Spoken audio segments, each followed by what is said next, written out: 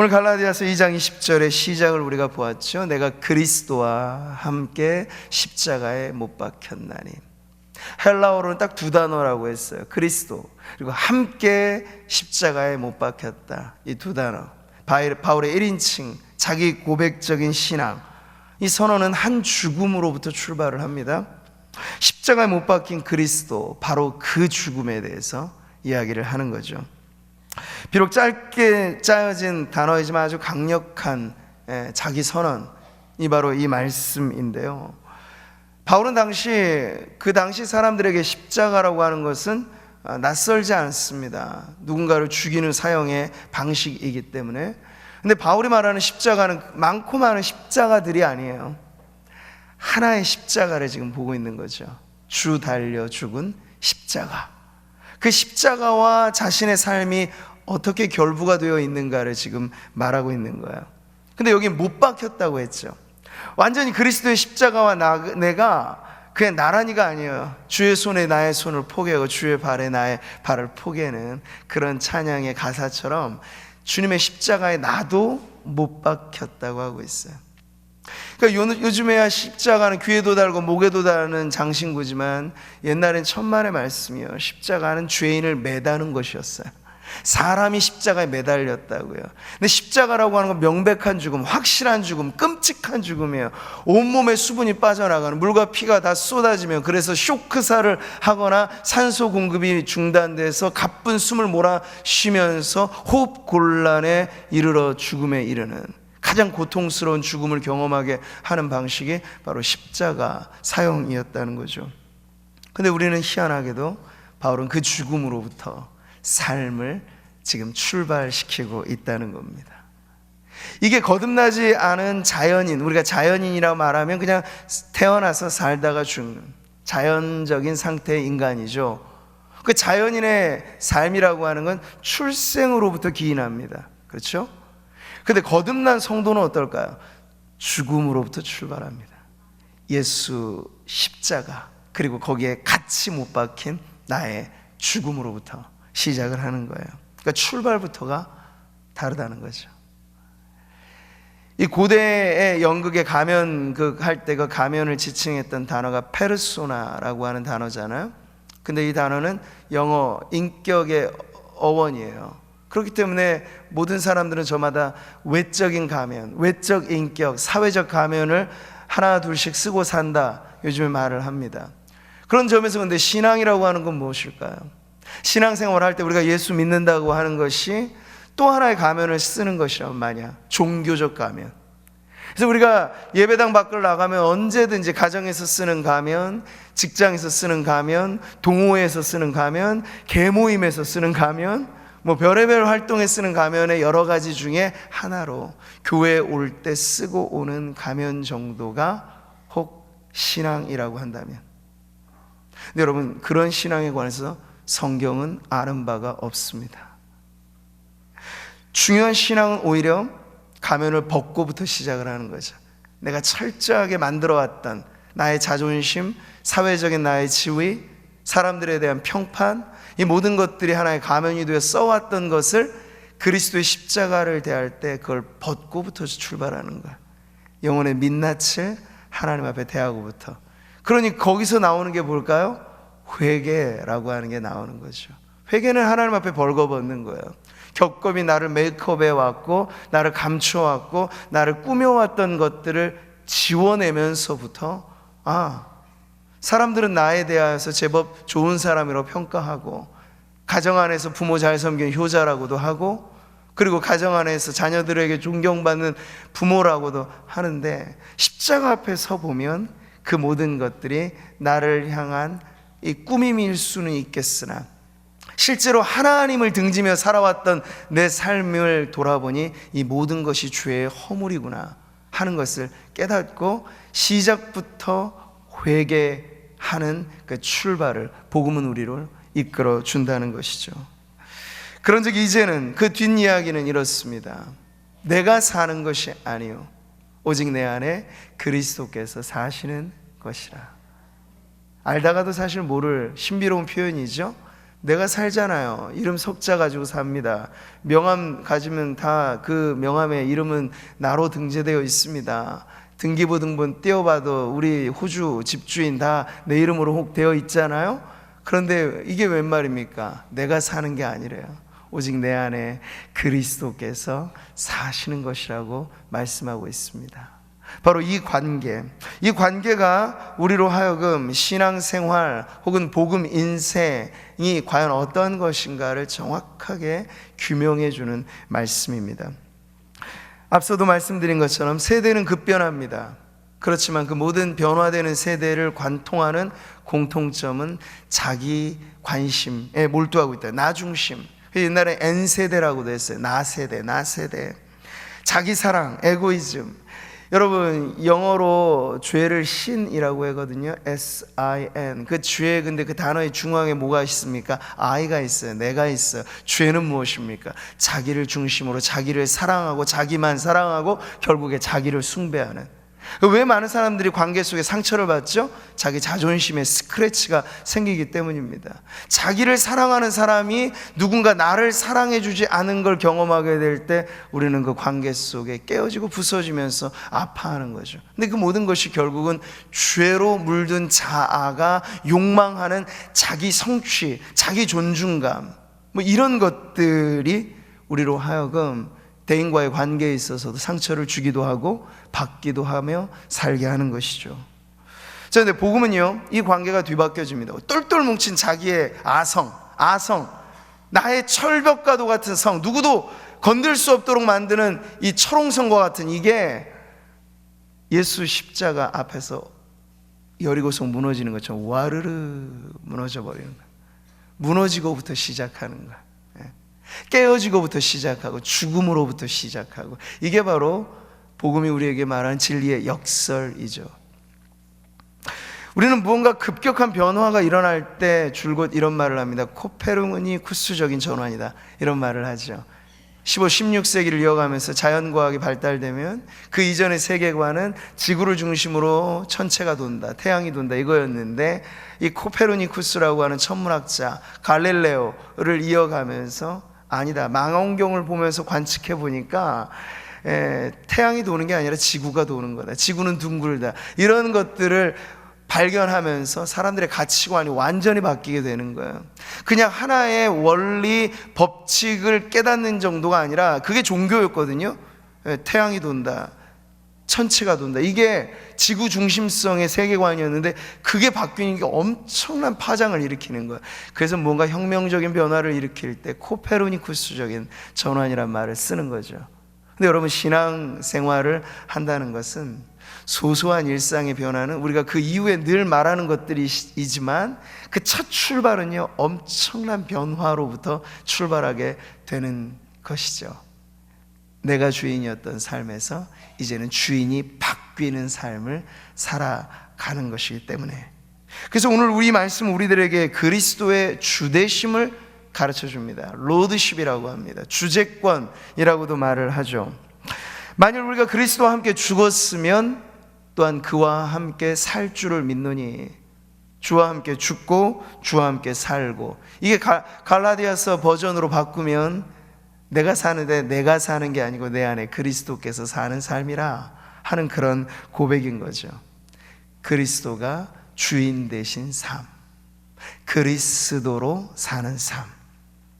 여기서 우리는 초대교회로부터 이어온 복음의 원형을 확인하게 됩니다. 가장 엑기스, 이게 계속 확장되니까 우리는 꽤나 도서관 규모만큼이나 복음에 대해서 많은 이야기들이 있지만 그걸 압축하면 바로 여기서부터 출발하는 거예요. 이제 다음 달에 성탄주일이 이제 한 달 정도 남은 건데요, 그럴 때마다 우리가 늘 반복해서 듣는 이 성탄의 복음이 이거죠. 같이 한번 읽어볼까요? 오늘 다윗의 동네에 너희를 위하여 구주가 나셨으니 곧 그리스도 주시니라. 여기 동그라미를 치시는 거예요. 구주, 그리고 그리스도 주. 이게 뭔가요? 다 우리는 구원자, Savior이라고 하는 구원자를 압니다. 근데 그것만이 아니라 구주라고 하는 건 거기에 로드가 붙여 있어요. 주님, 주님, 그리스도 주시니라. 주님이라고 하는 명백한 선언이 성탄의 복음에서부터도 나오게 되는 거죠. 그러니까 그때 당시에는 누군가가 주인이었고 누군가는 종이었고 누군가는 주인이고 누군가는 노예였던 신분제 사회였잖아요. 그렇기 때문에 이 말씀이 가져다 주는 이 충격파라고 하는 건 엄청난 거예요. 지금이야 우리는 누구 밑에서 물론 상사와 부하 이런 관계는 있겠습니다만 예전과 같이 엄격한 의미에서의 노예 제도를 우리는 사실 경험하지 않고 있기 때문에 주님이시다라고 하는 그 의미에 가지고 있는 엄격한 의미가 무엇인지에 대해서 사실 체감적으로는 잘 느껴지지 않는 문화권에 살고 있습니다. 그런데 성경의 진리의 말씀은 예수님이 우리 땅에 오시고 예수님이 우리에게 구주가 되신다라고 하는 의미는 그분이 우리의 주인님이 되신다 하는 것을 가르쳐주고 있는 거예요. 핍박과 환난 중에 성도들이 서로의 정체성을 드러낼 때 암호화된 하나의 코드로 표식을 서로 썼을 때 초대교회는 물고기 마크를 썼습니다. 익투스라고 하는 물고기, 머리 글자 이니셜을 풀어보면 헬라어로 신앙 고백이 거기 나오는 거예요. 예수스 크리스토스 휴데우스, 데우 휴스 소테르. 이게 뭔가 예수 그리스도, 네, 하나님의 아들, 구세주, 구원자 이런 뜻인 거예요. 이 5글자가 사실은 그 사람의 신앙의 여부를 확인해주는 가늠자, 기준이 되었다는 거죠. 이걸 명문화된 우리 성경 구절로 바꾸면 베드로 형의 신앙 고백이 되는 거예요. 같이 한번 읽어볼까요? 주는 그리스도시요 살아계신 하나님의 아들이시니이다. 이걸 도마형으로 바꾸면 어떨까요? 이것이죠. 나의 주님이시요 나의 하나님이시니이다. 여기 어느 것도 빠져서는 안 돼요. 이것은 하나를 빼면 모든 걸 빼는 겁니다. 주는 그리스도시요 살아계신 하나님의 아들이라고 하는 것도 완전히 붙어있는 말이고, 도마의 고백도 마찬가지예요. 나의 주님이시고 나의 하나님이시다 하는 이 고백을 통해서 우리는 이 초대교회로부터 전수되어 온 신앙의 엑기스, 그 고백이 아주 강력한 선언인 것을 알 수 있습니다. 초대교회 성도들이 왜 핍박을 받았을까요? 지금도 우리가 터키에서 어떤 선교사님의 죽음의 소식도 듣는데요, 많은 이 기독교 복음에 대해 적대적인 반응을 보이는 무슬림권이라든지 공산권, 왜 사실은 예로부터 끊임없이 기독교는 핍박과 탄압을 받아왔을까요? 초대교회에서는 이 한 가지 이유가 분명했습니다. 그들이 예수님을, 만약에 예수님이 나의 친구, 요즘에 우리가 유행하고 편하게 불려지는 노래들처럼 예수님이 나의 이 정도로만 했는데 핍박을 받았을까요? 천만의 말씀, 그러지 않았을 거예요. 근데 핍박받는 이유는 명백했어요. 예수님이 나의 주인이시다. 그래 버리니까 누가 위협을 느꼈겠습니까? 당시에 로마의 황제는 모든 것에 절대 권력을 행사했는데, 그래서 당시 이 그리스 로마 문화권에서 로마가 지배하는 곳곳마다 황제는 우상시 되었습니다. 황제는 숭배의 대상이었습니다. 그래서 말하기를 가이사가 주님이시다. 이게 황제만이 주님이라고 하는 호칭을 받아야 했던 사회예요. 그런데 가만히 들어보니 그리스도인이라고 불려지는 일단의 사람들이 이상한 말을 하기 시작하는 거예요. 어떻게? 예수님이 주님이시다. 그러니까 말이죠. 그래서 사도행전을 보세요. 너희가 십자가에 못 박은 이 예수를 하나님이 주와 그리스도가 되게 하셨느니라 하나님 말씀이 초대교회 사도적인 선포 때문에 교회가 핍박을 받았다는 거예요. 다른 이유 때문이 아니라, 선한 행위를 하고 남들 좋은 일을 했는데 교회가 왜 핍박을 받았겠어요? 근데 핍박받는 이유는 예수님에 대한 신앙 고백 때문이었어요. 예수님은 나의 주인이시다. 오늘날에도 액면 그대로 이 신앙이 우리의 삶 곳곳에 선언되고 이 신앙 고백적인 삶을 우리가 살아간다면, 그와 같지 않았을 때 우리의 삶과 비교했을 때 분명 어떤 변화가 일어날 거라고 저는 확신합니다. 여러분의 모든 삶의 자리에 예수님이 나의 주인이시다 라는 고백을 하게 된다면 어떤 변화들이 일어나게 될까요? 오늘 우리는 구원자로서 예수님을 편안하게 모십니다. 웰컴하죠. 영접한다는 말을 할 때는 우리는 늘 그 구원자, 물에 빠져 죽어가는 나에게 지푸라기라도 잡아야 할 텐데, 지푸라기가 뭐예요? 주님의 든든한 손으로 우리를 건져내셨어요. 감사합니다, 땡큐 하죠. 그런데 이게 무슨 일인가요? 건져내고 나서 주님이 자꾸 개입하기 시작하시는 거예요. 우리 인생에 대해서. 어떤 의미에서 시시콜콜, 너 이렇게 하면 되겠니?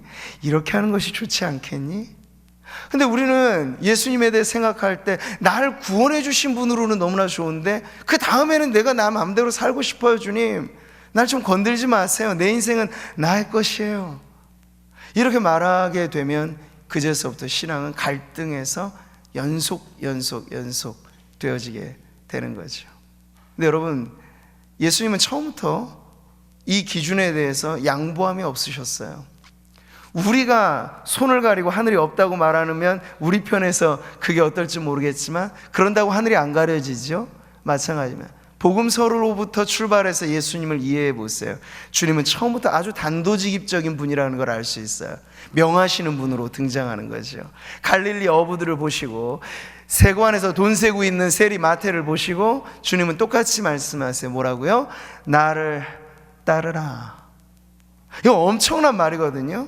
아니, 가만히 살고 있는 나, 어부 고기잡이하고 그물 깁고 하고 있는 그 어부들을 두고 말이에요. 주님이 따르라, 단도직입적으로 명하시니까 그들이 호들짝 놀라가지고 고기 잡다가 그거 내려놓고, 그물 깁다가 그거 내려놓고, 돈 세다가 그거 내려놓고 주님의 말씀에 반응하게 되는 거죠. 이게 바로 제자를 부르시고 성도를 부르시고 그리스도인을 부르시는 주님의 방식이에요. 상냥하게 안내원이 마치 텔레마케터처럼 전화하면 모든 것을 다 줄 것 같이 아주 부드러운 음성으로 우리를 권유하는 것에 우리는 익숙한 문화입니다만, 주님이 우리에게 오실 때 하신 첫 말씀은 나를 따르라. 보네퍼라고 하는 사람이 그랬어요. 이 제자도에 대한 핵심을 말할 때 이런 유명한 말을 남겼죠. 그리스도께서 당신을 부르시는 것은 와서 죽으라고 부르시는 것이다. 정말 날것의 표현이죠. 쉽지 않은 말입니다, 사실. 근데 여러분, 갈라디아서 2장 20절을 여기에 대입해 보세요. 바울은 아주 편안하게 고백하는데요. 내가 그리스도와 함께 십자가에 못 박혔나니 그런즉 이제는 내가 사는 것이 아니요 오직 내 안에 그리스도께서 사시는 것이다. 바울의 이 고백 안에 사실 이게 담겨져 있어요. 세게 말하건 작게 말하건 크게 말하건 소곤소곤 말하건 이 본질로서의 복음의 진리는 바뀌진 않아요. 양보함 없어요. 타협은 없어요. 오늘날 우리가 점점 희석화되어지고 있는 그 고백, 그리스도의 주되심에 대한 고백 말이죠. 그리스도의 주제권, 내 모든 것의 삶에 관해서 그건 뭡니까? 예수님이 권리를 갖고 계시다는 얘기예요. 나에게 명하실 수 있는 권리가 있다는 거예요. 이렇게 해라라고 명하실 수 있는 권한이 예수님에게 있다는 걸 인정하는 게 예수님은 나의 주님이십니다. 그 고백을 했던 도마도 전승에 따르면 저 멀리 인도까지 가서 순교의 잔을 받았다고 전해지죠. 초대교회 모든 제자들이 결국에는 마지막에 가서는 베드로는 거꾸로 달린 십자가의 순교를 하였고, 바울 역시도 순교의 마지막을 보냈습니다. 어떻게 그게 가능할까요? 주님이 명하시고 그들은 따랐기 때문에 가능한 거죠. 자, 그러니 여러분, 오늘 분명히 하셔야 돼요. 예수님을 구원자로 모신다라고 하는 말과 예수님을 주님으로 모신다라고 하는 말이 구분이 되진 않습니다. 분리가 되지 않습니다. 같이 우리가 성도이면서 동시에 제자요, 제자이면서 동시에 하나님의 자녀라고 하는 그 호칭과 정체성 모두를 아우르고 있는 것처럼, 예수님과 나 사이는 우리가 여러 가지 많은 비유로 말합니다만 그 안에 반드시 있어야 할 고백이 예수님은 나의 주님이십니다. 그리고 그 고백이 정당하게 인정되려면 이제 우리의 삶은 그 고백대로 주인 되신 예수님이 말씀하시면 그대로 따르겠습니다 라는 삶으로의 화답이 이어져야 될 줄 믿습니다.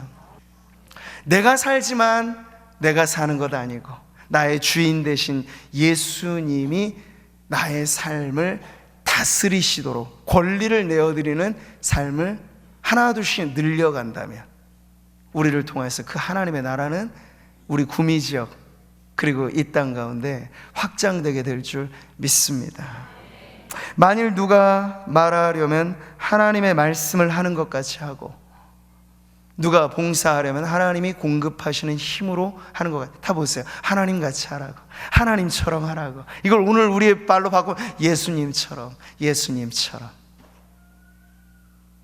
내가 일하지만 내 손가발이 마치 주님의 손가발인 양 한다면 여러분 아까울 게 무엇이고 희생의 마음이 사실 우리에게 감격이 되면 되었지 이게 우리에게 피해를 가져다 주지는 않을 거라고 믿습니다. 마지막까지도 스승이신 그분이 가장 낮은 자리에 내려와서 제자들의 발을 닦아주셨고 너희도 이와 같이 하라고 말씀을 하셨으니 교회 안에서의 모든 섬김이 예수님처럼만 할 수 있다면 우리는 섬기는 일들 속에 상처를 줄 일도 상처를 받을 일도 없을 줄 믿습니다. 여러분 직분을 사모하세요. 그런데 직분은 완장이 아닙니다. 직분은 섬기라고 주시는 거예요. 교회의 주인은 오직 한 분밖에 안 계세요. 담임 목사가 주인이 아니고 그 누구도 주인이 아니고 저도 종이고 여러분도 종이고 종님도 없습니다. 그냥 종입니다. 그러면 편안한 거죠. 우리는 각각 마당 쓰는 종이 있고 물 떠오는 종이 있고 역할이 다른 것뿐이에요. 이름이 다른 기능이 다른 종들일 뿐이니까 그 마음 가지고 종들끼리 서로 잘 섬겨가는 교회를 이루면 교회만큼 아름다운 공동체는 없을 겁니다. 왜요? 세상에 와보니까 서로 다 섬겨주기만 하는 거예요. 누가 기득권을 내세우지도 않고 누가 자기 주장을 하는 것도 아니고 서로 섬겨주면서 게다가 웃어주고 기뻐해주고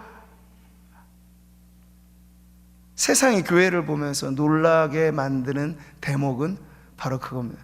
세상은 죽었다 깨나도 흉내낼 수 없는 바로 그 섬김을 예수님처럼 교회가 감당하게 될 때 세상이 우리를 통해서 주님을 보게 될 줄 믿습니다. 이것이 복음이 이끄는 교회고 복음대로 살아가는 인생인 줄 믿습니다. 여전히 세상은 내 인생은 나의 것이라고 노래 부르고 너 스스로 마음대로 하십시오 이걸 부추깁니다.